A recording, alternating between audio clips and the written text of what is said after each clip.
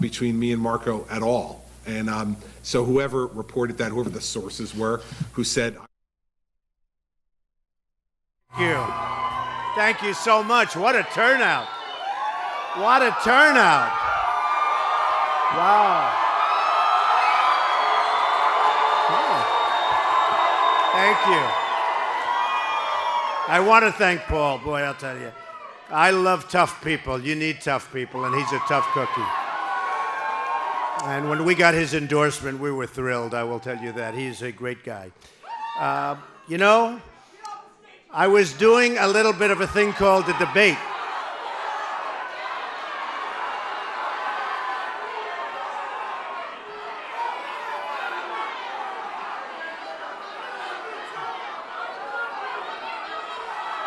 All right, get him out, please. Get him out.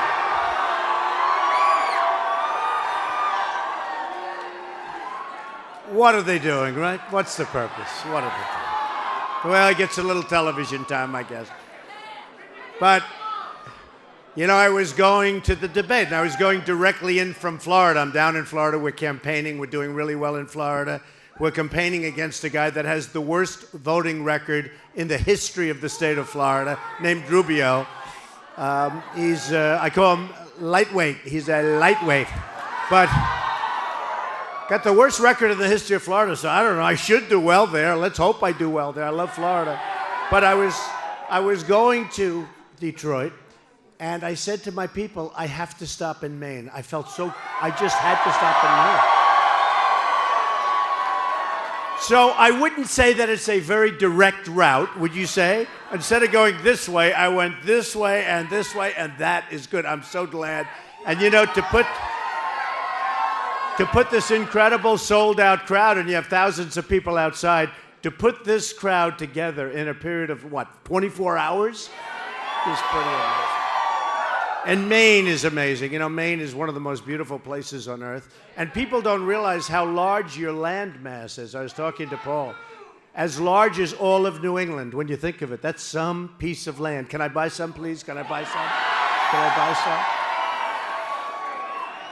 So, you know, I've been watching with great interest as we get to, you know, go down the line. We've had some amazing results. And right nearby with New Hampshire, it was an amazing, incredible thing. And by the way, every single time I went to New Hampshire, whenever I met with people, they'd always say, number one problem, heroin. Number one problem. And I'd say, how's that possible? You know, you look at these beautiful fields and the beautiful little roads and everything's so beautiful. And it was the number one problem. And it comes from our southern border. And we're going to close up that border. And we're going to build a wall. And we're going to stop the drugs from coming in. Believe me. We're going to stop. And people are going to come into our country, but they're going to come in legally. They're going to come in legally. But we're going to solve the problem. But, you know, I watched these pundits. And when I first started, my wife Melania and I, we came down the escalator, right? And I first started, and it was an amazing thing. I said, you know, we have to do something because we have people that don't know what they're doing. They don't know what they're doing in running our country. And I got some of that today, you know, just in hearing some of these things. But they don't know what they're doing. We have to do it. And it takes guts to run for president. I'm not a politician. All talk, no action, nothing gets done. And anyway, we're coming down, and I said to myself, you know, there's so many things. And then I watched the pundits, and they said, oh, Trump, I don't know, we have some great talent running. And I'm trying to figure out where, what's the talent? What's the talent? But, you know, you come down and you do it and you start talking about trade and you see what happens with trade. Trade has been such a disaster. But the pundits all said, you know, I came out at 3%, first one. And my wife said, you know, if you run, you're going to win. But you actually have to run. You can't say you're going to run because they won't poll it. But even if they do poll it, people still say you're not going to run. She said, but if you run, you're going to win. I said, oh, she's my pollster. She's my pollster. I paid her less money, but she's better than the pollster. So you know what happened? I started at 3 the first day or something. I was at 3, which I wasn't exactly thrilled about. Then it went up to 6, it went up to 12, it went up to 18, and then it kept going up. And every time I went up, the pundits would say, he's plateaued, you know, plateaued. Well, he's always going to get 6.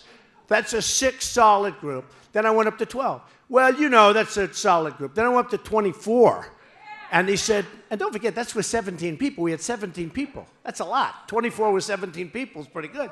So we went up to 24, and they said, well, that's the max. There can't be any more. Then we went up to 28, 32. So CNN just came out with a poll. Trump, 49. National. That's high. That's high.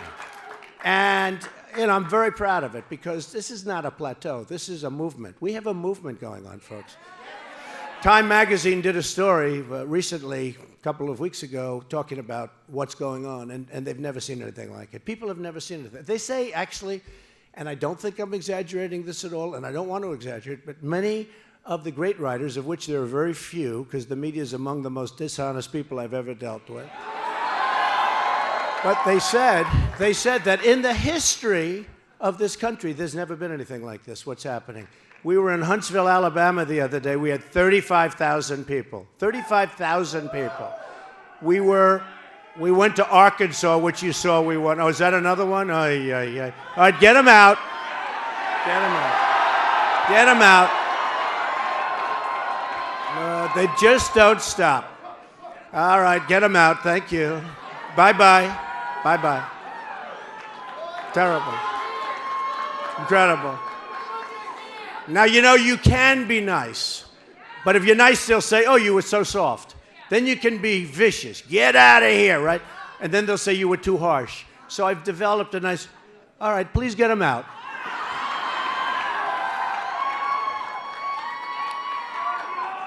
It's incredible. I love you too. I love you too. I love you too. And by the way, you know, I'm self-funding my campaign. I'm putting up all my money. I'm not, but you have to do all I want. I don't want your money. I just want one thing. You vote on Saturday. Get out and vote. Don't forget, I did that big, long turn, slightly long. It did a big turn, so you can get out to vote, okay? That's the least you can. So, thank you very much. So, our country and our theme is Make America Great Again. And over the last little while, I've met so many people, thousands and thousands and thousands of people. We have like this. Now, we're only confined by the size of the room. This is packed, but this is the size of the room. Thousands and thousands of great, great Americans. And I have more confidence in this country now than I've ever had before. I have seen, millions of people, really, because when you get 35, 40,000 people for rallies, and we have by far the biggest rallies, I will say that. And Bernie is second. He's second, but he's a distant second. But he is second. I have to give him credit for that. But we have by far the biggest, and I see by far the most people. And this country has unbelievable people that love our country. Just remember that. And I want to see the day in the not-too-distant future when Apple makes their iPhones in this country and not in China and all of these other places. Now, I heard, and I saw just a little bit of it, but I heard that Mitt Romney made a fairly long speech. And honestly, I thought I'll just address it quickly because it's irrelevant. Look. Mitt is a failed candidate. He failed. He failed horribly. The third debate, he failed badly. That was a race, I have to say, folks, that should have been won. That was a race that absolutely should have been won. And I don't know what happened to him. He disappeared. He disappeared. And I wasn't happy about it, I'll be honest, because I am not a fan of Barack Obama, and that was a race. And I backed Mitt Romney. I backed him. You can see how loyal he is. He was begging for my endorsement. I could have said, Mitt, drop to your knees. He would have dropped to his knees. He was begging. Sure. He was begging me. And did you see how great? He said, oh, I'm not big like him. He's the great businessman, all that stuff. Well, since then, I've done much better. And now he tries to demean, but we'll talk about that in a second. But Mitt was thinking about running again. He ran a horrible campaign, It was a campaign that should have never been lost. You're running against a failed president. He came up with the 47%. He demeaned 47% of the people in our country, right? The famous 47%. Once that was said, I'll be honest, once that was said, a lot of people thought it was over for him. Then the last month and a half, he disappeared. And I called his people. I said, you have to do yourself a favor. Obama, say what you want. He was on Jay Leno. He was on David Letterman. He was all over the place the last 3-4 weeks. Mitt was looking for zoning for a 9-car garage or something in California, right? I said, what's he doing? Who cares about a garage? You're running for president. And Mitt was a disaster as a candidate. So what happened, and it was very strong, and I think if the press goes back, they'll see it. When I heard he was running again, and I wasn't sure I was going to be running, but I was very, very strong to Mitt and to everybody, and publicly, not to talk to him, because I didn't even want to talk to him. I was so disappointed in him, because he let us down. He let us down. You know, it's one thing you lose, and you work, and you work, and you go. He let us down. He should have won. Something happened to him. He went away. He was gone. He was horrible in the third debate. It was a horrible, something happened. I don't know what happened. Maybe someday they'll write a book. His campaign guy was terrible, terrible. He had a terrible campaign manager who's always on television, Stuart Stevens or something. He's always on television knocking everybody. The guy ran one of the worst campaigns in the history of modern politics.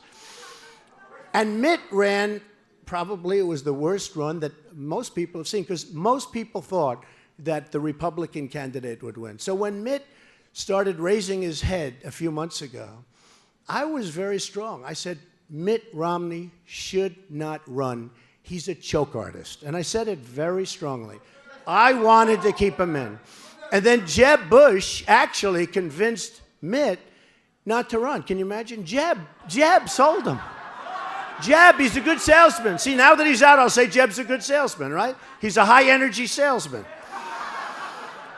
But Mitt was afraid of Jeb, because he was afraid that Jeb would get the money and Jeb would get the whatever. And, you know, I wasn't afraid. I wasn't afraid of Jeb, I can tell you that. So what happened is Jeb Bush convinced Mitt not to run. Mitt was going to run. It was going to be a third attempt, the second one being one of the great catastrophes. The first one just didn't happen, so that's okay. But the second was a catastrophe. And what happened is he went to see Jeb, and Jeb had him convinced that he's going to run, he's got the money, he's this, and Mitt chickened out. But I'll tell you the real reason he chickened out. It wasn't Jeb. It was me. Because I said, he's a choke. If you remember, Mitt was all set to run. I know this from people that are close to him. And I think he probably still has a desire, maybe at the convention, to try and get some kind of a thing. Hillary Clinton will destroy him in the election. Assuming she's allowed to run, assuming she's not arrested for the email situation,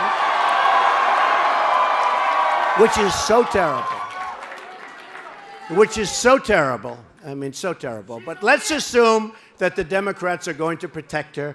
Let's assume that I will be running against Hillary, and I really want to. I would love to run against Hillary. And by the way, we have numerous polls that show me beating her easily, and I haven't even started on her yet, other than 4 weeks ago I did. Remember? She called me sexist, and I hit her with the husband, and that was the last time I ever heard the word sexist. That was it. No, that was it. They had a rough weekend. That was a rough weekend. Bill was not happy. I guarantee you, he said, don't you ever say that to him again. Say it to somebody else, but not to Trump. That was a rough, rough weekend they had. But Mitt was going to run, as sure as you're standing here. I'm sorry we didn't get you to see, it's too many people. But he was going to run, and I was very, very angry that he was going to run. I didn't even know I was going to be doing this, but I felt I wanted to. You know, NBC came to me. They wanted to extend The Apprentice for 2 seasons, 28 episodes. Steve Burke of Comcast, great guy, came up to my office with the people at NBC. Please, Donald, we'd like you to run. We'd like you to, you know, not run. We'd like you to run in The Apprentice, do The Apprentice. The ratings after 14 seasons were still fantastic. They were still great. And I said, Steve, I think I'm going to run for president. No, you're not. No, I think I'm going to run for president. They didn't want me to. They wanted me to because the show does great. And ultimately, I decided to run, and you're not allowed by law. With equal time laws, you're not allowed to do both. And we chose Arnold Schwarzenegger. Let's see. How will Arnold do, by the way? Does anybody know? Who would be better, Arnold or Trump? Ready? Arnold? Trump. Well, we're going to find out if Arnold is quick, because if he's not quick, he's not going to look good. When you have Omarosa and all the other ones coming at you, you got to be quick. You got to be smart. We'll find out. We're going to learn a lot about Arnold, but I hope he does well. I hope Arnold does really well. But I was going to do that, and they actually renewed the show with me in the upfronts, and I just said I can't do it. I'm not going to do it. And I gave up a lot of deals. I gave up a lot of things. To do this takes a lot of effort. A lot of oh, those are the people trying to get in. Can you believe it? Yep. Okay, how about everybody now clearing out? We'll let a new group in. Is that okay? No? So anyway, when I heard Mitt was going to run, a little before this period of time, I was very tough. I said, he can't run, he can't run. He was going to run. He can't run. Then I started saying, look, we got to keep him out because he's going to lose. He's a choke artist. He's an absolute, and I started hitting him so hard. In fact, people say, why'd you hit him so hard? Because we cannot take another loss. We can't take another loss. And Mitt is indeed a choke artist. He choked, and he choked like I've never seen anyone choked, other than Rubio when Chris Christie was grilling him. That was one of the great chokes. Oh, no. Rubio of Florida, that was one of the great chokes I've ever seen. He was standing there shaking, sweating. I was getting ready. I'm standing here like this. He's right over here. I'm getting ready to grab him because I thought he was going down. I'm telling you. But Mitt did a big, big choke, and we had to keep him out. So look, a couple of things I heard he said. First of all, you know, he doesn't mention the fact that I built a city on the west side of Manhattan, that I built buildings all over Manhattan. He didn't mention into this that he was talking about a beef, and he talked about a water company, which, by the way, I still have. I supply all my clubs with the water. You know, numerous of those things I have, the magazine, other things. Get him out of here. Get him out.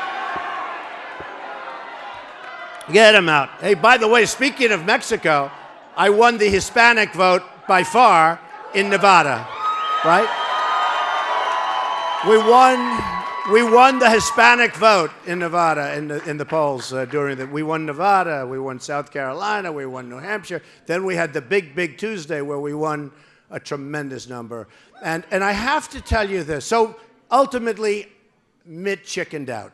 And now he's saying, probably sees Hillary's very weak, and now he's saying, "Oh, I wish I went. I wish I tried it." But ultimately, he didn't because he would have gotten beaten very badly.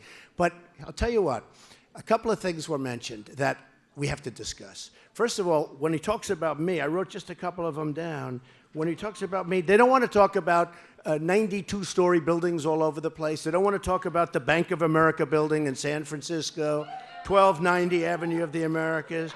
They don't want to talk about the West Side Railroad Yards where I built a city on the west side of Manhattan, a tremendous city on the west side of Manhattan. They don't want to talk about 40 Wall Street and all the buildings. They want to talk about water, which I still have. I supply all my clubs. I have a water company. They want to talk about a magazine, and I have a magazine. It goes to all my clubs. They want little tiny thing, you know, wherever you can find. By the way, a school, little deal, but very, you know, I loved it when it was there. Trump, they call it Trump University, Trump Initiative. But I will tell you, just so you understand on the school had 98% approval rating. But you had an attorney that felt, oh, maybe I can sue Trump and get something. The school had a 98%. In other words, 98% of the people that took the courses, we signed report cards. That's why you can't settle a case like that. You put somebody up in the stand. Did you write this? The most beautiful thing. They did a commercial. They took it down where two people were going and saying negative, and then we showed them the statement that they wrote. They had to take the commercial down because 98% of the people that took the courses said really wonderful things about it. The other thing's got an A from the Better Business Bureau. So I say, how do I settle a case like this? A B plus would be okay too. B plus would be okay, but we did better than a B plus. So I can't, and here's one thing I say about business. I watch these bankers, and they get millions of dollars a year, $40, $50 million. Frankly, it's ridiculous. And then they'll settle with the government if they're sued by the government for $2 billion, $3 billion, $5 billion, $12 billion. And I say to them, why don't you fight it? They said, well, it's the government. We don't want to fight. Well, I say, you got to fight it because if you don't fight it, everyone's going to sue you. And that's what happens. You ever see it? They settle for $2 billion. The next week, they get sued again. You got to fight these things out. You have to do things. You have to do what's right. So with university, I knew I could get some bad publicity on it, but I have to do what's right. Do we agree with that, by the way? So It's a very small case. It's a civil case. It's not a big deal. And I'm going to win it in court. And it'll cost me more money to win it in court than I could settle for, in my opinion. But I'm going to win it in court. And I said, oh, this is lousy timing because it's too bad it wasn't a little bit later because I happened to be running for president. But I have other suits, too. Any businessman or businesswoman has lawsuits. People sue to get their money back. They sue for this. They sue for that. They sue for a million different reasons. So just so you understand, 98% approval rating, an A from the Better Business Bureau. We're going to win the case. Mark it down. We're going to win the case. It'll be forever because it takes forever. But that's the way it is. I don't like to settle cases. I don't like to do it because once you settle cases, what happens is everybody says he's a settler. Let's sue. That's not me. A lot of people don't sue me because they say it's too hard. So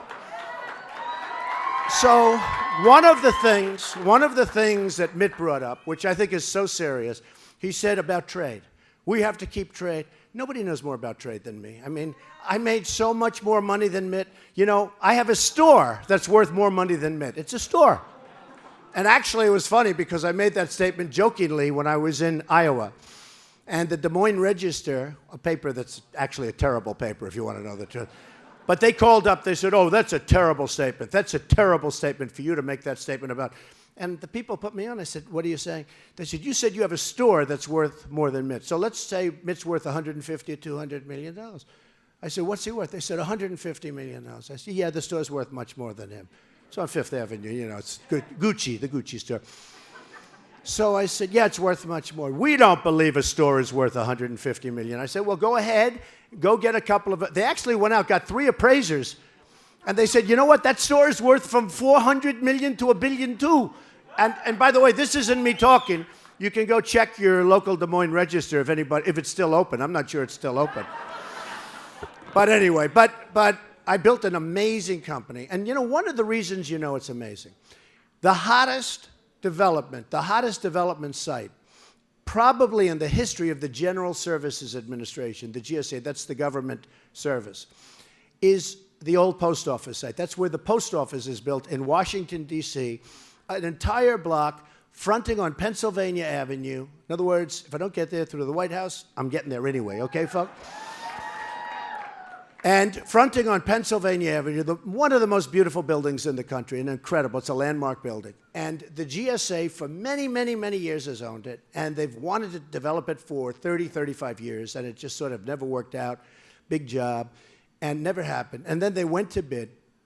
And in bidding it, they had more bidders and more high-level bidders, I think, than they ever had before. So let's assume it's just about the hottest job that they've ever put out to bid. Every hotel company wanted it. I actually got it on building a 300-room, super, super luxury hotel. But they bid it, and every hotel company, every office company, everybody wanted it. So they went out to a public bid. And one of the things in choosing the bidder was how strong is the bidder and how good is the bidder's idea. Well, they loved my idea because what we're going to do, this will be one of the great hotels of the world. It is now 2 years ahead of schedule. It's going to open in September. We're supposed to open up in September in 2 years. We're 2 years ahead of schedule. And by the way, the GSA people are terrific people. And we're under budget a little bit. In fact, the only reason we're only a little bit under budget is that I'm using marble instead of terrazzo. Not a bad idea, right? So, et cetera. A lot of different things. But we're going to super end, the highest end. And the reason I got chosen was, number one, my financial statement was so strong that it could guarantee completion because they didn't want to have a mess where they build 25%, then it goes out of business. And number two, we had the best idea. So when I listened to this Mitt, and by the way, this is in the Obama administration, in all fairness. I wouldn't say I had an advantage. In fact, I said to my daughter, she was very much involved with that. I said, you know, maybe we're not going to get it no matter how good we do. But my financial statement is so strong, and I, by the way, put it in, you know, Romney talks about taxes, right? Why isn't he doing his taxes? Maybe this. You don't learn anything from, very little do you learn from taxes, very little. You know, you look at a tax sheet, you can't learn very much. But I did file almost 100 pages of financial statements with the federal elections. And it shows that I have a net worth that could be over $10 billion, probably over. And I don't want to do that in a bragging way. I tell you because that's the kind of thinking we need. We have $19 trillion, as Paul was saying, $19 trillion in debt. It's the kind of thinking we need. I have very low debt. I have tremendous cash flow. It's an unbelievable company that I've been, and I filed my financials. So when he says, oh, maybe there's something in his tax return, there's nothing. But I get audited every single year. And because the company is so big, they audit, I understand, Fortune 500 companies every year. Because my company is so big, or some other reason, which is unfair, but because my company is so big, let's leave it at that, they audit me every year. I think it's very unfair that they audit me every year, but I've been audited every year for many years. Now, when the audit's finished, I'll release my tax returns. I have nothing, but I don't want to do it, and nobody in this room would say, you're being audited, and here's the tax return. You get audited, you finish up the audit, routine stuff, you finish, and then you release the tax returns. But if anybody wants to, like Mitt, would like to go down and go to the Federal Election Office, you'll see almost 100 pages of financials that were filed ahead of schedule. I could have delayed it for 6 months. I filed them within 30 days. And believe me, I had to work hard with the accountants. The accountants worked overtime because I didn't want them saying, oh, he's asking for extensions. So that's really the thing. So with Mitt, I just wanted to tell you that he came out. It was very nasty. I mean, I thought he was a better person than that. I did help him. I raised money for his campaign. I actually had 2 fundraisers for him. In fact, the first fundraiser was so successful that we had the second one that same day. His wife, who was a lovely woman, by the way, a really lovely woman, she came up. We had a fundraiser in my apartment at Trump Tower, and it was so oversubscribed. I did a great job. They couldn't have cared less about him. In fact, a lot of them said, Donald, he's a stiff. He's not going to win. I said, oh, he'll be fine. He's a stiff. I should have listened to the guy. But we had a fundraiser, and it was so big, and it was raining out. I won't forget this one. It was raining, and really raining. It was a miserable, miserable day. And the people came in, hundreds of people, phase 1. And then we said, there's too many people to put them in one. So we called for another one an hour later, after it ended 1 hour. And because everybody's shoes were so wet, I ruined my carpet. That's why I ruined. This carpet was wiped out. And nobody thanked me for the carpet. Hey, maybe I can send Mitt a bill for carpet ruined, right? But I always, you know, when you help somebody, he asked me to make robocalls. I made 6 robocalls for him. Every single place I made the robocall, he won. North Carolina, there were 6 different places. So you help somebody, and then he turns. Now, I will say this. He probably had a right to turn because nobody could have been nastier than me in getting him not to run by saying he's a joke artist. And I will say the reason I did that, he was going to run. I love our country too much.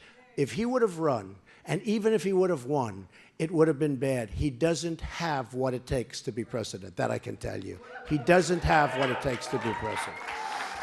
So I do want to mention one thing because it worked so well, because his speech was long and they covered so much territory. It was ridiculous.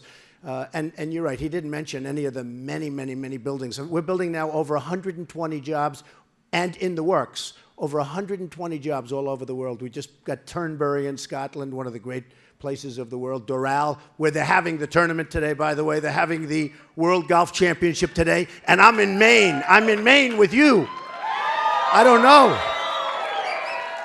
Rory McIlroy, everybody's down there. And Tiger's going there later to look, he's going to be better, he's going to be fine. But they're all there. They're all at my place. And here I am making a speech in Maine. Okay, see? So if I don't win on Saturday, I'll say, boy, was that a mistake, right? Anyway, I think we will. But I will say this, look, trade. He talked about domestic. Bye-bye. Bye-bye. Bye-bye. Get him out. Get him out. I love you too. These people. I'll tell you what, your police are fantastic. Do we love our police? Do we love our police? Where would we be without them, in all fairness? They are so abused, and, you know, one stupid incident or bad incident, or if there's one bad person, which happens out of the whole country, and it's the biggest story in the news, and it plays forever. And people don't realize how great a job the police of this country do, I have to tell you. So one of the things that Mitt was talking about was domestic policy, and we need trade, and we need trade, and we have to deal with China, we have to deal with all these people. Look, last year, in terms of a trade deficit, we lost with China $500 billion, okay? We lost with Mexico. That's why Mexico's going to pay for the wall, folks. Mexico, look, the wall, we need, actually, it's 2,000 miles.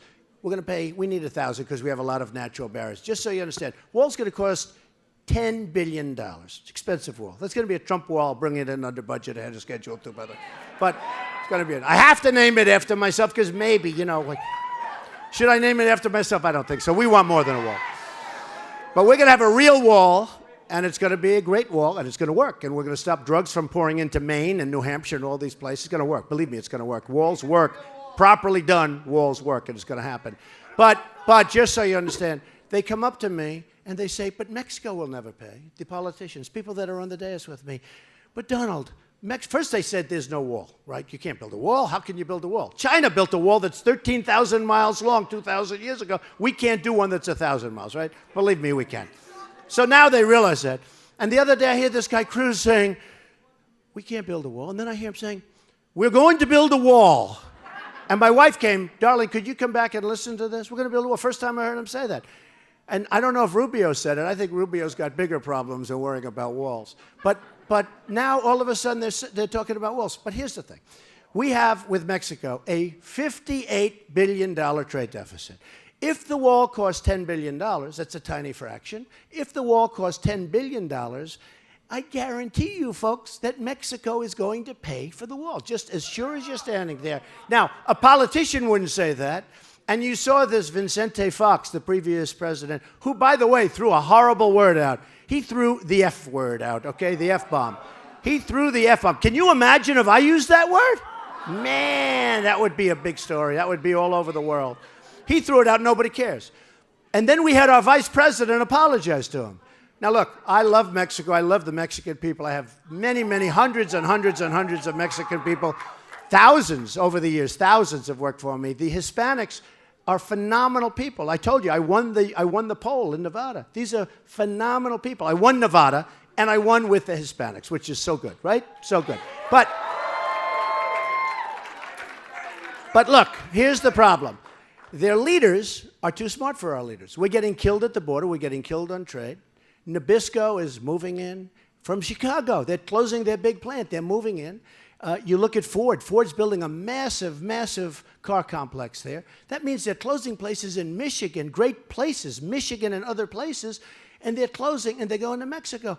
We can't let that happen. The other day, Carrier announced air conditioners. I buy Carrier air conditioners. They're good air conditioners. I'm not buying them anymore. They announced 1,400 men and women are being laid off, and somebody had the cell phone going, right? A lot of you saw that. Big, big story. 1,400. And this manager was, well, ladies and gentlemen, we are closing our plant. We're moving to Mexico. Bye-bye. He was pretty tough. This was not a guy with social grace, believe me. So they're going to move to Mexico. So here's what we have to do, folks. Mitt Romney said, we have to keep free trade, right? Well, if we keep free trade the way we have it now, we're not going to have any companies left at all. And you people know more about NAFTA than anybody, okay? Anybody, because you know how you were stripped with NAFTA, which was a disaster. But we're going to do something much different. We're going to be smart people now, okay? I built a tremendous fortune. And believe me, I started off with very little. You know, they like to say, oh, my father. If my father would have given me $200 million. In fact, my sister and brother called me up. They said, Don, what are they kidding? These people are such liars. I borrowed a tiny amount of money, started something, and now it's worth billions and billions and billions of dollars. And I will tell you something. With the Carrier plant, what you have to do is you have to be smart. So this isn't free trade. We have to have smart trade. China charges tremendous tariffs and taxes when you want to sell. I have a friend who's a manufacturer. He makes great product. He puts it into China, they send it back. Puts it in again, they send it back. A third time, they take it, but he has to pay a tremendous tax. He sees me. He goes, oh, Donald, you have no idea how tough it is to negotiate with China. They don't want the product, and when they take the product, they charge you a tax. That's not the way it's supposed to. That's not free trade. Now, China, when they sell their product to us, no tax. Come on in, folks. Take our jobs, everything else. No tax, no nothing. Not going to work that way. Mexico, the same thing. So Ford goes out, builds this $2.5 billion plant. They're going to make cars, trucks, and parts, right? and they're going to send them into our country. No tax. Where is that good for us? So when I watch a guy like Romney, who truly is a lightweight, when you watch a guy like Mitt Romney, no, think of it. He's talking about trade. And I love free trade. I am a free trader. You know, a lot of the conservatives, they say, Donald Trump does not like free trade. Isn't that terrible? I want smart trade. I want trade where at least there's an even balance, right? I don't want to be losing $500 billion a year. I don't want to be losing $58 billion a year. I want to make money or I want to break even at worst, okay? So I tell people, if you had like lightweight Rubio as president, he's all controlled by the special interests, 100%. He gets all his money. Remember, I'm self-funding. They're not paying me anything. So he gets his money. If you have a guy like Ted Cruz getting a lot of money from oil and other places, okay? So, I mean, honestly, that's the way life works. So what happens is oil, 100%. They'll get a lobbyist that took care, 100%. They're not going to do anything. Me, it's different. So here's what I do. Tell Carrier, tell Ford, tell whoever wants to listen. And it's the only way you can do it, folks. The only way we're going to stop this tremendous outflow of companies is the following. And by the way, Pfizer, great, massive company, drug company, pharmaceutical company, leaving, going to Ireland. Wonderful. That's wonderful. But you're not going to take advantage of us, okay? You're not going to take advantage of us. So here's what happens. Let's use Carrier as an example. I know it's not presidential. In fact, my wife called just before. She said, darling, would you please react presidentially? Be presidential. Like you were the other night when you had all those victories. You stood on the stage and everybody liked it. I said, yeah, but I have incoming. When you have incoming, you can't be too presidential. You have to, right? Does that make sense? I said, I have incoming. So here's what happens. There's a lot of truth to that. They said, act presidential tonight. I said, I'll act presidential, but if somebody hits me, I'm going to hit him back harder. Right? So what happens, you know, it's one of those things. So what happens is they will not do anything because the lobbyists will call, say, you cannot do anything to Carrier, you cannot do anything to Ford. And they'll say, oh, okay, they gave you a $2 million contribution or a $5 million contribution. You can't touch them. They've been very loyal to you. They've been very good. And they'll go, all right, okay, good. That's the end of that, right? All those jobs gone. Here's what I do. I call up, and I'd like to use one of my guys. You know, Carl Icahn, great businessman, he endorsed me. Many of the great businessmen endorse me, and women. I have a lot of endorsements from business. I'd announce them, except nobody cares. But these are the most important people in a sense, because I will use the greatest minds. We have the greatest business people, the greatest negotiators in the world. But this is so easy. I want to sort of do it myself, but it's so unpresidential for me to be calling up Carrier. I'm the President of the United States. And I call up, I say, hi, Donald Trump, President of the United States. I hope you enjoy your stay in Mexico.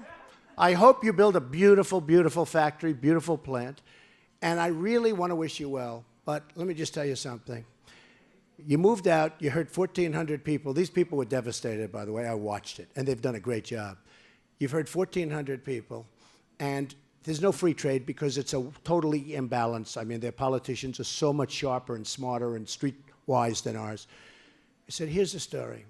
Every air conditioning unit that you make, and every single air conditioning unit that you make and comes across the border into the United States, we're going to charge you a 35% tax, okay? 35% tax. And that's it. Now, here's what happens, okay? As sure as you're standing here, look, they're going to call their lobbyists. Oh, you got to speak to the president. You got to, but they can't speak to me. I didn't take any of their money. I don't want their money, right? So that's not going to work. Here's what's going to happen. As sure as you're here, they're going to call me up within 24 hours. They're going to say, Mr. President, do you have any second thoughts? I say, absolutely not. They say, sir, we've decided to stay in the United States. So, very simple. We've decided. Now, we can be cute and we can say we're coming up with all, you know, in Washington, they're playing around with all sorts of formulas. There is no formula. That's the formula. So when Mitt made the statement, he said, he will ruin free trade. Ruin free trade. If I'm losing $505 billion with China, if I'm losing $58 billion a year with Mexico in terms of deficits, what do I want that kind of trade for anyway? Ruin it. Who needs that kind of trade? Seriously, who needs that kind of trade? Now, Mitt admitted that I'm a much better businessman than him, and I am. I'm a much, much, much better businessman than him. We will actually have better relationships with Mexico. We will have better relationships with China. They'll respect us. They don't respect us now. They think we're the dumbest people on earth, led by the world's dumbest people. Now look, let me just tell you something. China, in the South China Sea, is building a massive military fort with runways and a tremendous complex. They're not supposed to be doing that. They didn't tell us. They have no respect for our country. With me, I'm going to rip up those trade deals, and we're going to make really good ones. And by the way, we have the cards, just so you understand. Remember, I wrote The Art of the Deal, which is, in all fairness, I think the #1 selling business book of all time. But just remember this. We have the cards. We have rebuilt China with the money they've taken out of our country for many years, in all fairness. I call it the greatest single theft in the history of the world, what China has done to our country. You go to China, they have trains that go 300 miles an hour. We have trains that go chug, chug, chug, and then they have to stop because the track split, right? They have trains that go 300 miles an hour. They have trains, Japan, China, a lot of countries. We're like third world. You go to our airports, you go to LaGuardia, you land and you go to Dubai, and you go to Qatar, and you go to different places in Asia, and you see airports like you've never seen. Then you come home, you land at Kennedy, you land at LAX, you land at LaGuardia. Oh, LaGuardia, with the potholes all over the place, okay? I mean, it's just a very sad thing what's happened. What's happened to our country is very, very, very sad. So we're going to make it a lot better, and we're going to make it different. And we're going to get rid of those horrible trade deals because, let me tell you, at some point, it's going to burst. At some point, we can't continue to lose $500 billion with individual countries. We can't continue. You add it up. Whether it's India, whether it's Vietnam, whether it's anybody, every single country in the world that deals with us takes advantage of the stupidity of the United States, and a lot of it is because they have the right lobbyists, they have the right negotiators, they hire the right people on Pennsylvania Avenue. They have the right people. And they're negotiating with hacks, political hacks, not our best people, almost our worst people. So we're going to make our country so strong. We're going to make it strong militarily, very, very strong. You know, our military is very depleted. Our military is depleted, very badly depleted. And everything, sort of the whole country is depleted. And we're going to make our military strong. We're going to take care of our vets. Our vets are treated horribly. Horribly. We're going to get rid of Obamacare, and we're going to repeal it and replace it. We're going to bring education local. We're getting rid of Common Core, which is a disaster. You know, in the world, educationally, of the 30 countries that they look at, we're number 30 in education, meaning we're the worst. And yet, per student cost, we're number 1 by far. Number 2 doesn't even exist. It's so far back. Number 1. So we're number 1 in cost, number 1, and we're number 30 in terms of success. So we're ranked the worst, and yet we spend the most, okay? And part of that is Common Core. It's terrible. Part of it's a lot of other things. Part of it's theft and incompetence and waste and fraud and abuse and everything else. But we're going to straighten it out. You know, it's very interesting. When I won New Hampshire, they came out with a report. Donald Trump spent $2.5 million. And I won't mention names, but other people spent $45 million, okay? I don't think he likes me. Do you agree? Okay. But think of it. Wouldn't it be nice? So I have the lowest expenditure by far, and I have the biggest result by far. Way, way, way number 1. Wouldn't it be nice if we could do that for our country instead of the other way around? Wouldn't it be nice? So we're going to do that. That's what we're going to do. So we are, very simply, we're going to make America great again. We're going to win, win, win. We're going to win so much. You're going to get so tired of winning. You're going to say, please, please, let us have a couple of losses. I will say, no way I'm going to let you have. We're going to